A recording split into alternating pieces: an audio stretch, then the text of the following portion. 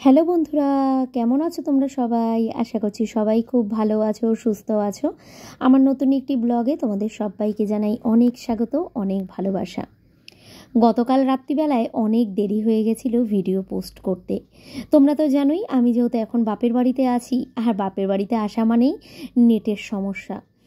আমার ফোনে তো ব্যালেন্স আমি কোনো সময় ভরি না, তোমরা জানোই। আর বাড়িতে তো আমার যেহেতু নেট কানেকশানটা আছে, বাড়িতে কোনো অসুবিধা হয় না, কিন্তু বাপের বাড়িতে তো নেই। প্রত্যেক দিন আমি কি করছি জানো, 49 টাকার করে একটা আনলিমিটেড মারছি। সেই কারণে আর যতই আমি আনলিমিটেড মারি, নেট খুব স্লো। ভিডিও আপলোডে বসিয়ে অনেক টাইম লেগে যাচ্ছে ভিডিও আপলোড হতে। কি করা যাবে, তবুও ভাবলাম চলো মিস না করে যতই রাত হোক ভিডিও পোস্ট করি। সেই কারণেই গতকালকেও দেরি হয়েছে, তার আগের দিনও দেরি হয়েছে। আগের দিনের দেরিটা তবু মানানো যায়, কিন্তু গতকালকের দেরিটা তো অনেক দেরি হয়ে গেছে।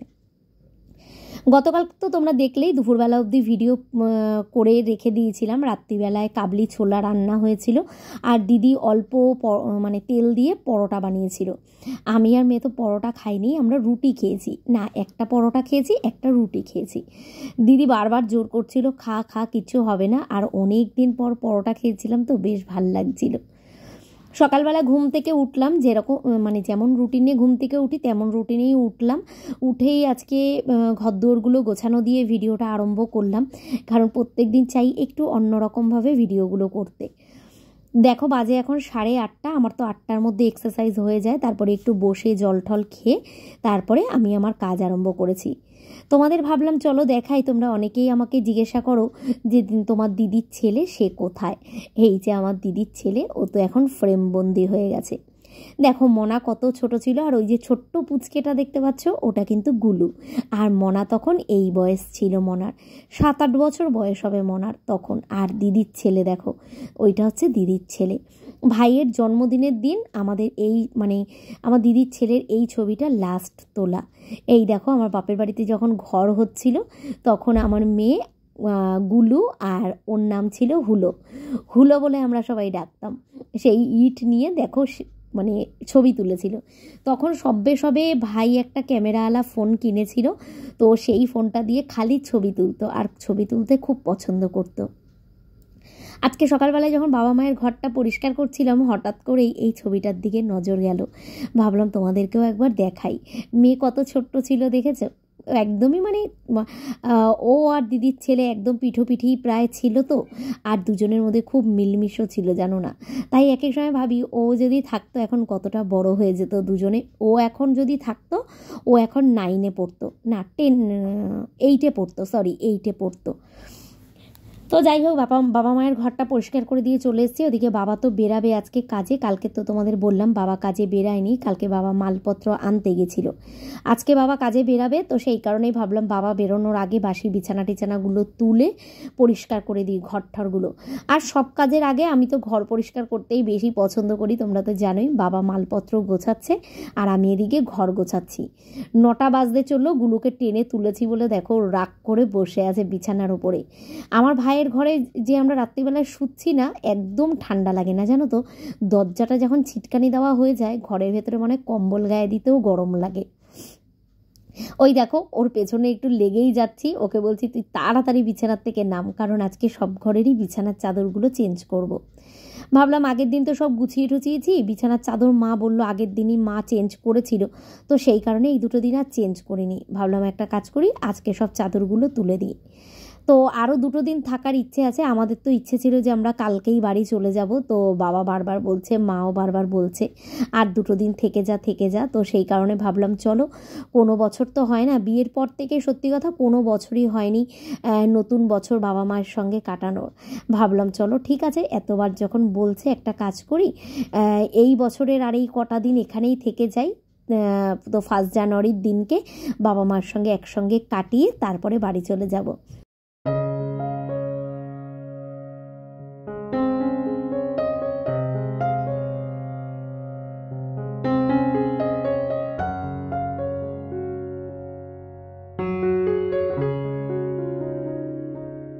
ভাইয়ের ঘরের দেয়ালের ওপরে দেখো ওই গাছটার ওইখানে যে শোপিস রাখার মতো ওইগুলো লাগিয়েছে না, আমার ওগুলো একটা খুব কেনার ইচ্ছে।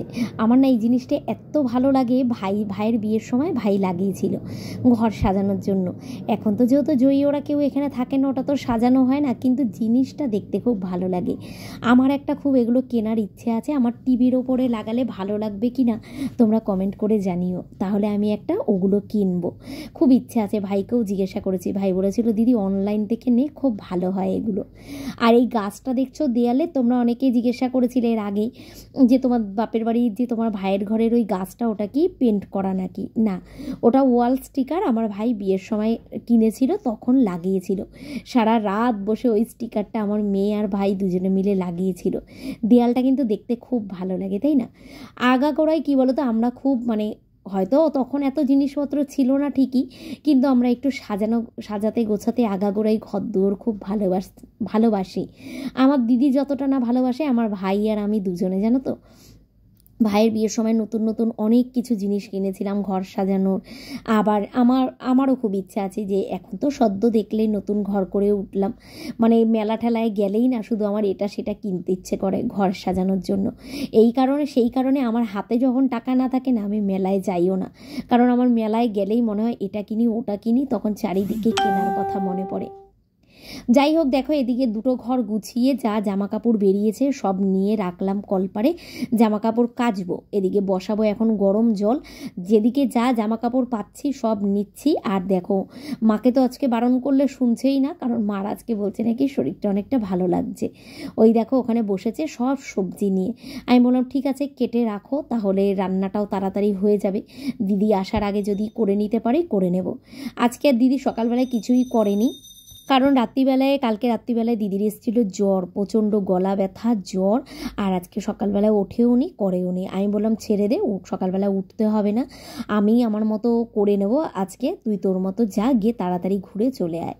তো এদিকে আমি আগে কি বলতো, সব ছড়িয়ে ছিটিয়ে রাখলে না কাজের দিশা করতে পারি না। আমি এই কারণে সব কিছু আগে একটু গুছিয়ে নিই, তারপরে আমার কাজকর্ম আরম্ভ করি। টেবিলটাও একটু ভালো করে পরিষ্কার করে নিলাম। আর এখানে যা খালি বোতল আছে সেই বোতলগুলোকে একটুখানি জল ভরে রেখে দিই। তো বাপের বাড়িতে এসে জলটাও একটু কম খাওয়া হচ্ছে, বুঝতে পারছি। কোনো কিছু দেখবি নিয়ম মতো কিন্তু হয় না একটা জায়গা থেকে আরেকটা জায়গা আসলে।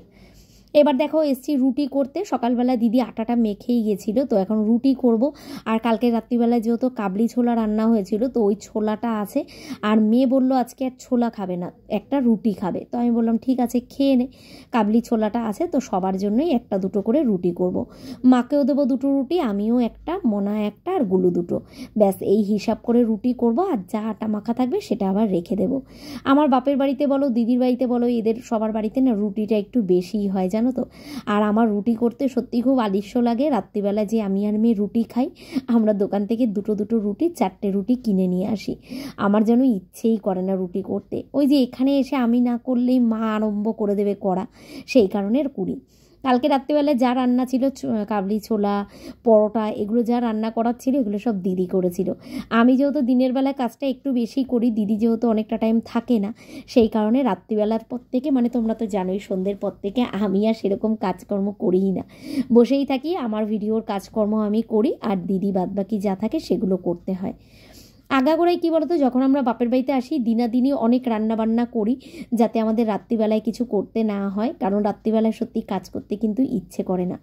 যখন যেটা বাধ্যতামূলক করতে হয় সেটা করতে হয়, না হলে খুব একটা কিন্তু কাজ করতে ইচ্ছে করে না। রুটিটা ভেজে নিলাম, গরম গরম রুটি দিয়ে এখন আগে খাওয়া দাওয়া করে নিয়ে এই দেখো মাঝখানে জামা কাপড়গুলো ভিজিয়ে দিয়েছিলাম, এগুলোকেও সব কেচে নিয়েছি। কারণ শীতের রোদ দেখতে দেখতে রোদ চলে যাবে, সেই কারণে আর দেরি করলাম না, ভাবলাম আগে কেচে ছাদের ওপরে সব কিছু মেলে দিয়ে আসি।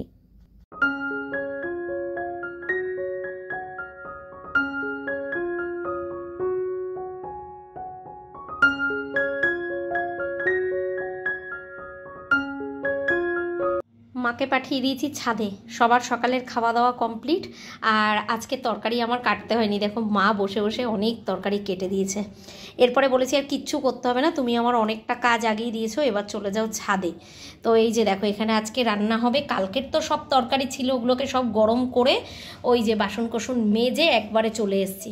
জামা কাপড় কাচা, বাসন মাজা, ঠাকুরের বাসন মাজা সব হয়ে গেছে। এরপরে রান্না বসাবো, তারপরে ফ্রিজটাকে ধরবো। এখানে কালকে বাবা লাউ শাক নিয়ে এসেছিলো, দেখলাম একদম টাটকা টাটকা আছে লাউ শাকটা। মাকে বললাম এটাই কেটে দাও, লাউ শাকের চচ্চড়ি করব। তার জন্য এখানে কেটেছে দেখো বেগুন, কুমড়ো, আলু, সিম সব সবজি কেটে দিয়েছে। আর ফ্রিজের মধ্যে অনেক দিনের উচ্ছে ছিল, পেকে যাচ্ছিলো বলে মা উচ্ছেটা কেটে দিয়েছে। একটু পেঁয়াজ দিয়ে ভাজা করব, আর ওই রসুনটা অন্য একটা কাজে লাগবে, সেটা বলবো তোমাদের পরে। আর এখানে আদা নিয়েছি, এখানে আদার পেস্ট হবে, মাছের ঝোল হবে। আর মাছের ঝোলের জন্য এখানে আলু আর ফুলকপি কাটা হয়েছে। তো এই যে সব কেটে কুটে গুছিয়ে দিয়েছে। সবজি কাটাটা হচ্ছে সব থেকে বড়ো, জানো তো, সবজি কাটার থাকলে রান্নাবান্না কিন্তু তাড়াতাড়ি হয়ে যায়।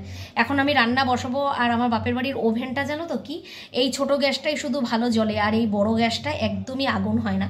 সেই কারণে বাজে এখন 11টা 10, এখন রান্না বসাবো। দিদিও এক্ষুনি চলে আসবে, আর আজকে আমি রান্না করব ঠিক করেছি, কারণ এইদিকের অনেক কাজ হয়ে গেছে।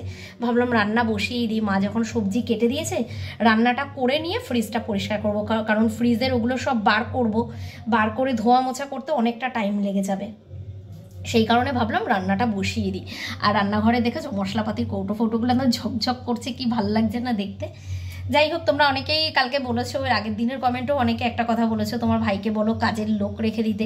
আমার ভাই অনেকবার বলেছে, এমনকি আমরাও অনেকবার বলেছি, বাবা মা দুজনের জন্য ওরা কাজের লোক রাখতে চায় না। সত্যি কথা বলতে ওরা দুজন থাকে তো সেরকম একটা বাড়িঘর নোংরাও হয় না। কাজ করতে পারে না মা ঠিকই, কিন্তু ওদের তো বাড়িঘর নোংরা করার মতো কেউ নেই। ওই সপ্তাহে 2 দিন করে ঘর মোছে বাবা, ব্যাস হয়ে যায়। ওদের দুজনের জন্য ওরা আর কাজের লোক রাখতে চায় না, বললো পরে যদি দরকার হয় তখন রাখবো। না হলে কি একটা কাজের লোক রেখে দেওয়া যায় না বলো? এত তো টাকা এদিক ওদিক হয়ে যায়, একটা মোটামুটি 1000 টাকার মধ্যে তো একটা কাজের লোক রাখাই যায় ঘর পোছা বাসন মাজার জন্য। দুজন মানুষ থাকে, ওদের রান্নাবান্নার একটুখানি বাসন থাকে, বাবা মাজে মা মাজে মিলিয়ে করে। আর যেহেতু আমরা এসছি, আমরাই এখন করে দিচ্ছি, মানে মোটামুটি রেস্টেই রেখে দিয়েছি। সবজি টবজি কেটেই চলে যাচ্ছিলো ঠাকুরের বাসন ধুতে, আমি ধমকে ছাদের ওপরে পাঠিয়ে দিয়েছি। বললাম তুমি তেল নিয়ে ছাদের ওপরে চলে যাও। খাওয়া দাওয়া সব কমপ্লিট, এখন 11:30 মতো বাজে। মাকে ফল কেটে দিয়েছি, ফল নিয়ে ছাদে চলে গেছে। গুলু চেঁচামেচি করছে উপরে মিষ্টুর সঙ্গে। তো ফল কেটে নিয়ে চলে গেছে, এখন ওখানে তেল মালিশ করবে বসে বসে। আর বলেছি 1 ঘন্টা পর পুরো 1 ঘন্টা তুমি রোদ্দুরটা লাগাবা, কারণ ডাক্তার বলেছে মাকে একটু রোদে বসতে, রোদটা লাগাতে, কারণ মার ভিটামিন ডি কম আছে শরীরে, তো সেই কারণে রোদ্দুরটা লাগাতে বলেছে। আমি বললাম তোমার এখন নিচে কোনো কাজ নেই, যা আছে আমি মোটামুটি করতে পারবো, তার মধ্যে দিদি চলে আসবে, কোনো অসুবিধা হবে না। আমি যতটা পারি রান্না করি, তারপরে দিদি আসলে দিদি রান্নার দিকটা দেখবে, আমি ফ্রিজ পরিষ্কার করতে চলে যাব। আর আজকে আর হবে না, ভেবেছিলাম আজকেও দেবো ব্লিচিং পাউডার, জানি না কতদূর কি করতে পারবো, কিন্তু মন বলছে আজকে হবে না, কারণ ওটা সঙ্গে সঙ্গে দিয়ে সঙ্গে সঙ্গে পরিষ্কার করা যায় না, তাহলে একটুও পরিষ্কার হবে না। ওর থেকে কালকে করব, কালকে যদি টাইম পাই। আর তার মধ্যে মেয়ের এসছে আবার জ্বর, এখন ঘুমাচ্ছে। আমার মেয়ে উঠা থাকলে, মানে মেয়ে জাগা থাকলে এতক্ষণে আমার ফ্রিজ সব খালি হয়ে যেত, ওগুলো সব আমাকে বার করে দিত, আমার ধোয়াও হয়ে যেত। মেয়েটার এসছে জ্বর, গিয়ে রুটি খেয়েছে, আজকে ছোলা খাইনি আমরা, রুটি দিলাম, 2টো রুটি খেলো, খেয়ে দিয়ে গিয়ে শুয়ে পড়েছে। ঠিক আছে, চলো রান্নাটা বসাই, রান্না করে পরে আবার তোমাদেরকে দেখাচ্ছি। আজকে যতটা পারবো তোমাদের সঙ্গে রান্না শেয়ার করবো, ঠিক আছে? তো বসাই এখন। আর সেদিনকে যে ডাল বাটাটা নিয়ে এসেছিলাম না, মটর ডাল, ছোলার ডাল বাটা, এই ছোলার ডাল বাটাটা তো রয়েই গেছে, আর বড়া খাওয়া হয়নি। এই যে ডাল বাটাটা, এটা দিয়েই ভাবছি এখন ছোট ছোট করে বড়া করে ওই লাউ শাকের ডাঁটাটা চচ্চড়ি করবো। চলো এই রেসিপিটাই তোমাদের সঙ্গে শেয়ার করবো, ঠিক আছে? ছোলার ডালের এই বড়াগুলো খেতে না বেশ কিন্তু ভালো লাগে, জানো তো, গরম গরম ডালের মুখে যদি এই বড়া ভাজা হয় বেশ ভালো লাগে। তোমরা কিন্তু আবার এইটা নিয়ে কমেন্ট করো না আমার মার কড়াইটা দেখে। মার কিন্তু নতুন কড়াইও আছে, কিন্তু রান্না করে বাপের বাড়িতে এসে যদি রান্না করি বলো তো, এই কড়াইটায় রান্না করে খুব শান্তি। এটা আমার মার বিয়ের আগের কড়াই, আমার মা যখন গ্রামের বাড়িতে থাকতো তখনের কড়াই। এই কড়াইটা পরিষ্কার করে মাজলে মাজাই যায়, কিন্তু এটা মাজলেই ফুটো হয়ে যাবে। ওই যে বলেন এক একজনের স্মৃতি থাকে, এইটা নাকি আমার দিদার কড়াই, সেই কারণে আমার মা এটা এখনও যত্ন করে রেখে দিয়েছে। আর সত্যি বিশ্বাস করো, এই কড়াইটা রান্না করে হেব্বি শান্তি, পাতলা হয়ে গেছে তো রান্না করতে বেশ ভালো লাগে। আর মার যেহেতু গ্যাসের আগুনটা খুবই কম, সেই কারণে এই কড়াইটাই বসিয়েছি। নতুন কড়াইটা একদম মোটা কড়াই, ও গরম হতে হতেই অনেক টাইম লাগবে। আগে তো বড়াগুলো ভেজে নিলাম, তারপরে একটু থেতো করা রসুন দিয়েছি, তার মধ্যে দিলাম একটু 5 ফোড়ন আর শুকনো লঙ্কা। তারপরে সবজিগুলো সব কেটে রেখেছে সেগুলো দিয়ে একটু নুন হলুদ দিয়ে ভালো করে ভাজা ভাজা করে নিলাম। তারপরে দিলাম একটু কাঁচা লঙ্কা চেরা আর টমেটো কুচি দিয়ে আরেকটু নাড়াচাড়া করে দিয়ে দিলাম লাউ শাকগুলো। তো মাকে বলেছিলাম ডাঁটা আর পাতাগুলো আলাদা আলাদা করে কাটতে, মা আর বুঝতে পারেনি, সব একসঙ্গে রেখে দিয়েছে। একটুখানি আবার নুন দিলাম যাতে ভালো করে মজে যায়, তো সেই কারণে একটু নুন দিয়ে ঢাকা দিয়ে দিয়েছিলাম। এই দেখো মাঝে কিন্তু আমি 2-3 বার একটু ঢাকনা খুলে নেড়ে দিয়েছিলাম, দেখলাম এগুলো সব মোটামুটি সেদ্ধ হয়ে এসছে, আলাদা করে আমাকে আর জল দিতে হয়নি। গ্যাস কমিয়ে আস্তে আস্তে করে রান্না করেছিলাম, কতটা জল উঠেছে দেখেছো। এরপরে আমি এখানে ভেজে রেখেছিলাম একটু মুগ ডাল আর বড়াটা তো ভাজলাম দেখতেই পারলে, তো দুটোকেই দিয়ে দিলাম। দিয়ে ব্যাস একটু নাড়াচাড়া করব, করে মিষ্টিটা দেবো না এখন, আগে মার জন্য একটুখানি তুলে নিয়ে তারপরে আমাদেরটায় মিষ্টি দিয়েছিলাম। শুকনো শুকনো করে একটু নামিয়ে নিয়েছি, এটার মধ্যে অল্প একটু সর্ষে বেটে দিলেও ভালো লাগে, কিন্তু আমি আজকে একদম কাঁচা লঙ্কা ফেলে সিম্পলভাবে রান্না করেছি। বেশ ভালো হয়েছিল তরকারিটা খেতে। আর এদিকে দেখলাম দিদি এখনও আসেনি, তো আমি ভাবলাম একটা কাজ করি, ফ্রিজ পরে ধরবো, মাছ ভাজাটা বসিয়ে দিই। এতগুলো মাছ দুবেলার আন্দাজে সবার মাছ আছে, ভাজতেও তো অনেকটা টাইম লাগবে। মাছ ভাজাটা আমি করতে করতেই দিদি চলে এসেছিলো, তারপরে আমাকে আর মাছের ঝোলটা রান্না করতে হয়নি। সবে মাছ ভাজাটা একবার দিয়ে আরেকবার তুলেছি, তার মধ্যেই দিদি চলে এসছে। রান্নাবান্নাটা আজকে একটু তাড়াতাড়ি হয়েছে, কারণ সবজিটা যেহেতু কাটা আছে কোনো অসুবিধা হয়নি। আর ভাতটা তো গ্যাসে করি না, ভাতটা ইন্ডাকশন ওভেনে করে নিই, মার ইন্ডাকশন ওভেন আছে, তো সেই কারণে ভাতটা গরম জল, চা, দুধ, জাল, মানে আমি যেগুলো বাড়িতে করি সেরকমভাবেই করে নিই। মাও ম্যাক্সিমামটাই করে নেয়, ইন্ডাকশন ওভেনেই করে নেয়। এত লোক সবাই গরম জলে স্নান করে, আমি করি না, আমিও করি না, আমার মেয়েও করে না, আমাদের অভ্যেস আছে। তো বাপের বাড়ির ট্যাঙ্কের জল না এমনি গরম, কেন বলো তো, ওদের সারা দিন রোদ পড়ে, আর সারা দিন মানে রোদের মধ্যেই ট্যাঙ্কটা থাকে। আর আমাদের তো একটু বেলা হলেই ছাওয়া পড়ে যায়, আর আমাদের বাড়ির ট্যাঙ্কের জলটা বিশাল ঠান্ডা। আর মাদের বাড়ির ট্যাঙ্কের জলের স্নান করলে গরম জল দরকারই হয় না। দিদি চলে এসছে, এবার আমি রান্নাঘর থেকে বেরিয়ে এসেছি, এসে চলে আসলাম ফ্রিজটা পরিষ্কার করতে। আমার মায়ের ফ্রিজের রাজ্যের জিনিস, জানো না, সত্যি কথা বলতে আমার ফ্রিজেও এত জিনিস থাকে না, মার ফ্রিজে হচ্ছে রাজ্যের জিনিস। খালি করতে করতেই আমার অবস্থা খারাপ হয়ে গেছে। তো এখানে সব কিছুই এখন খুলে নেব, নিয়ে ভালো করে একটুখানি এগুলোকে মেজে দেব। কবে যে পরিষ্কার করেছে এটা মনেও নেই, যা নোংরা হয়েছে ফ্রিজটা, তো একটুখানি ভালো করে মেজে ধুয়ে পরিষ্কার না করে দিলে হবে না। তো মা বলছে ছেড়ে দে, এগুলোকে মুছে মুছেই রেখে দে, তো আমি বললাম না, এগুলোকে ভালো করে একটু মেজে দিই, তাহলে অনেক দিন চলে যাবে। আর আমার মা কী বলতো, খুব ফ্রিজে খাওয়ার রেখে রেখে খায়। ধরো আজকে একটু তরকারি দিলাম, তো সেই তরকারিটা বাদিয়ে রাখবে, 2-3 দিন ধরে ধরে খাবে, আর ফ্রিজের মধ্যে জমে থাকে, আর ফ্রিজে একদম বাটিতে ভর্তি হয়ে থাকে। যতটা পেরেছি আজকে ফাঁকা করেছি, আর যেটুকুনি রাখার মতো প্রয়োজন দেখেছি সেগুলোকে রেখেছি। বাদবাকি অনেক জিনিস ফ্রিজ থেকে ফেলে দিয়েছি, যেগুলো অনেক দিনকার রয়ে গেছে সেগুলোকে ফেলে পুরো ফ্রিজ খালি করে একদম পরিষ্কার করে দিয়েছি। আমার বাপের বাড়িতে সব কাজ করতে ভালো লাগে, সব থেকে কষ্ট কোন জায়গাটায় হয় জানো, এইখানটায় আমার বসে কাজ করতে। সাইডে কলটা, আর এই জায়গাটায় এতটাই পেসটা ছোট, আমি বসে যে কাজ করব সেই পজিশনটা পাই না। জামা কাপড়গুলো কাচি, বাসন মাজি অনেক কষ্ট করে, তোমরা তো দেখোই আমার বাড়িতে, আগেও দেখেছিলে আর এখনও দেখো, আমার কিন্তু কলপার না হলে আমার শান্তি হয় না। আর বাপের বাড়িতে তো সব হয়, কিন্তু কোনো বাড়ি একটা কলপার আর হয় না। সেটা এখনের কথা না, সেটা আমাদের বিয়ের অনেক আগের থেকেই বাড়িতে সব টুকিটাকি হলেও আলাদা করে কলপারটা আর হয় না। সেই কারণে কলপারের জন্য খুব অসুবিধা হয়। কোনো রকম তো ধুয়ে ঠুয়ে আসলাম, কারণ কাজগুলো তো করতেই হবে, ওই ভেবে ভেবে লাভ নেই, ঝট করে ধুয়ে ঠুয়ে ওগুলো রেখে দিয়ে আসলাম জল ঝরুক। এরপরে দেখো কসব্রাই নিয়ে এসেছি, আর বালতি করে একটু সার্ফ মেশানো জল নিয়ে এসেছি। কসব্রাই দিয়ে ভালো করে ডলে ডলে পরিষ্কার করছি, কারণ দেখলাম ন্যাকড়া দিয়ে ডললে হবে না, এটা কসব্রাই দিয়েই একটু ভালো করে এই দাগগুলোকে ডলে ডলে তুলতে হবে। চলো এটুকুনি পরিষ্কার করে তারপরে তোমাদের দেখাচ্ছি ফ্রিজটা কেমন পরিষ্কার করেছি।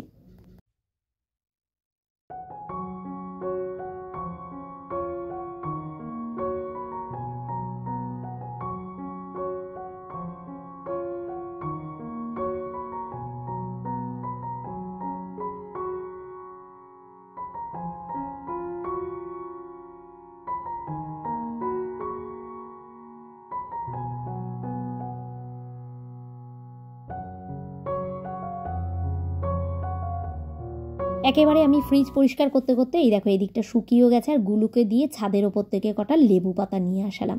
কারণ তোমরা তো জানোই ফ্রিজ পরিষ্কার করলে আমি একটু লেবু পাতা দিই, কারণ একটা আষ্টে গন্ধ থাকে ফ্রিজের মধ্যে, সেটা বেরিয়ে যায়, সুন্দর একটা গন্ধ আসে, মানে ফ্রিজ খুললেই না ওই গন্ধ লেবুর একটা গন্ধ আসে ফ্রিজের মধ্যে, আমি এই কারণে সবসময় লেবু পাতা দিই। তো দেখো সুন্দর করে পরিষ্কার করেছি, আর একেবারে জায়গার জিনিসগুলো জায়গায় লাগিয়ে দিচ্ছি।